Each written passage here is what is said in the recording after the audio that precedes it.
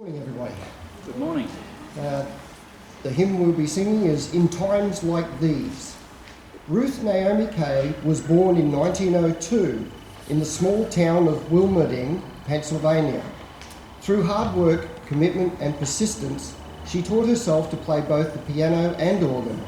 In 1925, at the age of 23, she married a young preacher, George Bertram Burt Jones.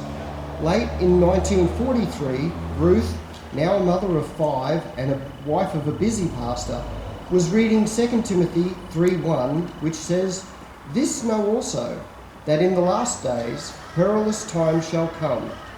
As she read the Pittsburgh newspapers and saw the World War II casualty lists and heard reports of the slow progress of Allied troops moving up through Italy, it seemed to her those perilous times had already come.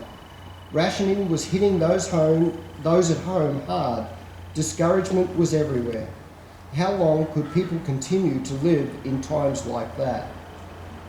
Ruth took out a small notepad from her apron pocket and began to write down some words. A melody came to her that seemed to fit the words she wrote. She had no formal music training, but she wasn't trying to write a song that would make her famous.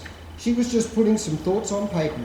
But it happened to be the right song for the right time, and soon people around the world were singing it.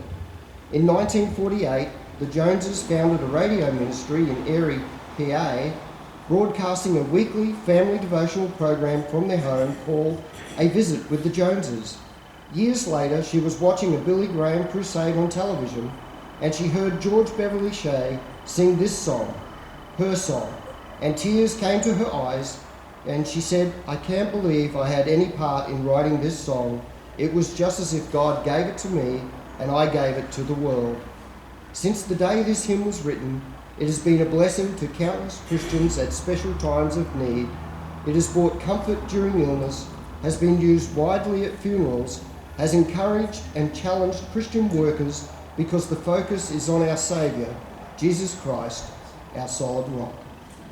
Thank you. In